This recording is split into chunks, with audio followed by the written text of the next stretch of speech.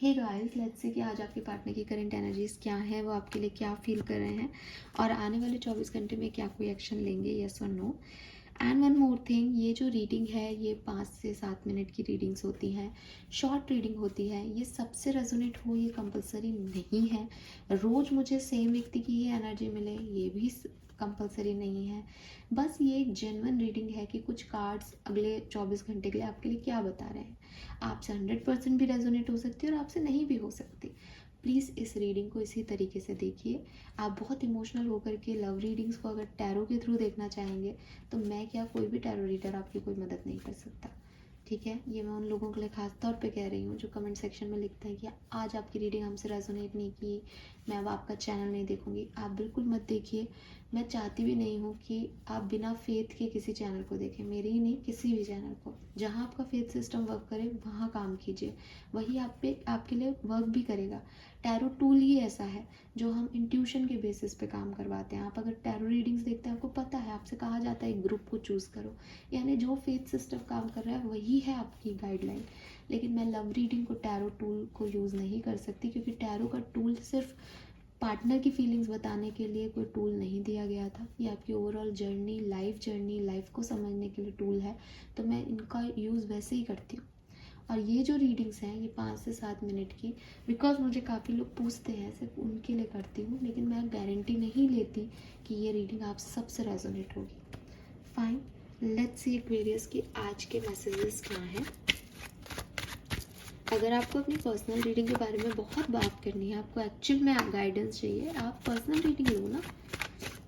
आप बैठो, personal reading लो, निकालो अपने लिए खुद कार्ड, आपकी एनर्जी आएगी।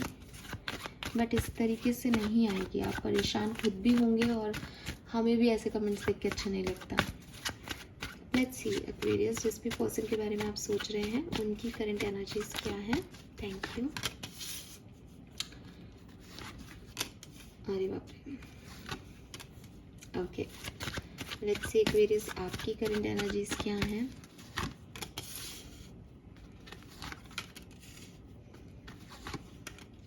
ओके, लेट्स सी एक्वेरियस, अगले 24 घंटे में क्या सब होने वाला है।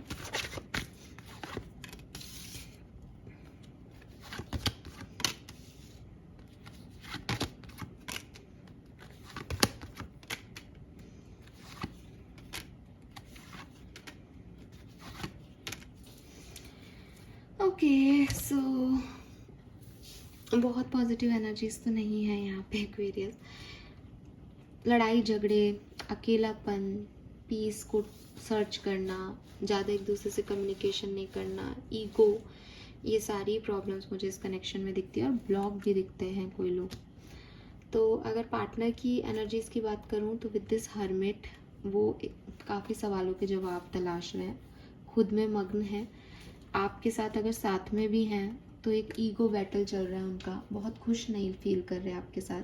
ठीक है, उनकी नाराज़गी है कुछ बातों पे, कुछ चीज़ों पे, वो कुछ जानना चाहते हैं, कुछ मांग पूछना चाहते हैं, लेकिन उनको वो चीज़ें नहीं मिल रही। विद दिस स्टार कार्ड मुझे लगता है कि अगर आपके पर्सन आपके साथ नहीं है तो वो एनलाइटमेंट जर्नी में है, वो कहीं ना कहीं खुद के साथ। हर्मिट इस लाइट की एक पर्सन जो है वो अपनी गलतियाँ ढूंढ रहा है, समझ रहा है सिचुएशन को, तो वहाँ पे वो अपनी हीलिंग कर रहे हैं और उनको अपनी गलतियों के एहसास भी हो गए हैं। बस वो कुछ करना नहीं चाह रहे, वो कुछ कर नहीं सकते सिचुएशन में, बट उनको आप याद हो और वो इस चीज़ को हील कर रहे हैं कि जो भी गलतियाँ हुई इस कनेक्शन में उनको कैसे ठीक करना है। लेकिन ओवरऑल एनर्जी में यही लग रहा है कि अकेले हैं, सोच रहे हैं, समझ रहे हैं सिचुएशन को। चाहे अकेले में सोच के ईगोइस्टिक हो रहे हो, उनका ईगो बढ़ रहा हो कि मेरे साथ गलत हो गया, चाहे अकेले में सोच के खुद को हील कर रहे हो, बट वो पार्टनर के साथ बहुत घुले मिली वाली एनर्जी नहीं है।